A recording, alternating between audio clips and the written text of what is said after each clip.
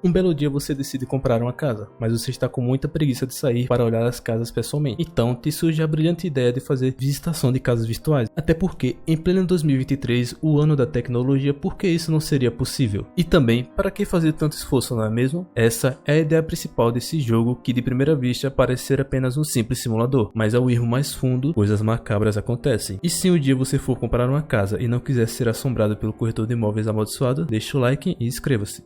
Começamos com o corretor virtual se apresentando e nos dizendo como funciona esse programa de visitação virtual, que ainda está em alpha, e que segundo ele é feito a partir de drones que escaneiam a casa junto de várias fotos para recriar com fidelidade e de forma instantânea um ambiente tridimensional de qualquer casa à venda, facilitando a vida do vendedor, que não precisa fazer várias apresentações de inúmeras casas, e para o comprador lhe dá a possibilidade de ver todas as casas no conforto do sofá. E ele também nos explica como funcionam as mecânicas de exploração da casa. É algo bem parecido com Google Maps misturado com point and click, onde vamos andando pela casa e o corretor virtual vai comentando sobre cada cômodo. A casa é bem ampla e confortável, com requintes de luxo, possuindo o primeiro andar. Aparentemente é só mais uma casa normal, mas ao entrarmos na sala de jantar, podemos perceber algo que pode passar batido: o reflexo de alguém virado de costas. Se olharmos para trás, não haverá ninguém, mas por algum motivo os drones pegaram o reflexo de uma pessoa que estava na casa durante o escaneamento. Continuamos a exploração normalmente, até irmos até a garagem e percebermos que na parede de ferramentas há um serrote ensanguentado, e ao tentarmos interagir, nosso cursor fica com algum tipo de interferência. E se tentarmos pedir mais informações ao corretor virtual, ele aparece de forma macabra, como se estivesse com boca e olhos costurados, e não faz nenhum comentário. Também podemos encontrar um pouco de sangue na pia do banheiro de visita, logo na entrada, e é a partir daqui que já podemos subentender que alguma coisa aconteceu naquela casa, e os drones captaram parte disso. Seguimos para o primeiro andar, onde está localizado a suíte master, um quarto para as crianças, lavanderia, escritório e um banheiro independente. Ao entrarmos na suíte master, encontramos o que aparenta ser duas mechas de cabelo loiro, aparentemente de uma mulher, com a raiz ensanguentada. Alguém teve seu cabelo removido de uma forma bem dolorosa. Ao interagirmos com ele, podemos escutar alguém subir nas escadas com passos pesados. Na lavanderia, encontramos a mesma figura que vimos no reflexo, mas dessa vez ela está escondida no armário e não dá para interagir com ela. Encontramos um quadro com 4 quadrados, sendo 3 deles manchados de sangue, e algo está escrito nele: não olhe para isso. E continuarmos olhando, nada acontece. Isso parece ser uma referência a Silent Hill 2, onde o protagonista James salva o progresso do jogo olhando para quadrados vermelhos. Se você souber a informação correta ou a referência que este quadro está fazendo, deixa nos comentários. No corredor para os quartos das crianças, há marca de arranhões, e ao interagirmos, podemos escutar alguém com respiração pesada, como se estivesse sendo sufocada por alguma coisa. E ao tentarmos continuar a exploração, o programa buga e o menu de interação fica suspenso no ar, mas ainda conseguimos nos mover pela casa, até que de repente a cabeça do corretor aparece repetindo a frase do quadro: não olhe para isso. Nós fomos avisados e agora teremos que lidar com a consequência de nossa teimosia. Por um momento, nada acontece,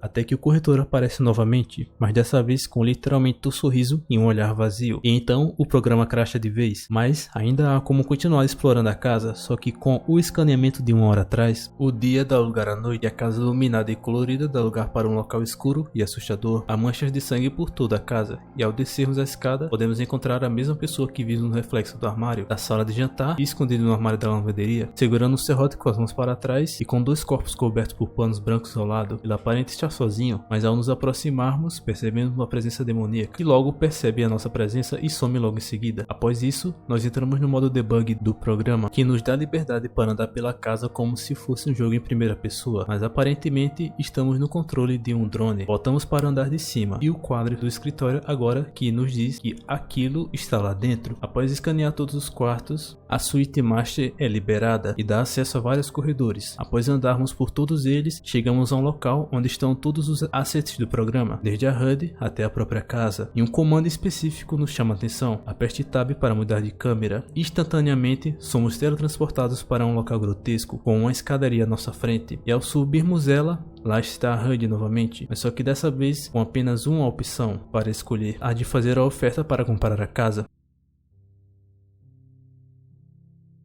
The Open House parece tentar nos contar uma história por trás de um simples simulador, uma bela casa sendo vendida, mas por trás disso tudo, o antigo dono parece ter feito algo terrível. Os dois corpos no chão que vimos provavelmente podem ser seu filho e sua esposa. Ele teria assassinado após o diabo pedir para ele, sussurrando em seu ouvido. Ele teria matado sua esposa no quarto, segurando ela pelo cabelo, mas ela teria tentado escapar, assim explicando as mechas de cabelo e a serra ensanguentada. E seu filho teria tido o mesmo destino, sendo arrastado de seu quarto, ainda com vida, mas quase morto, o que explicaria a sua respiração pesada. Ele teria arrastado o corpo de ambos para a cozinha e colocado lá para junto do diabo contemplar o desejo de seu mestre realizado.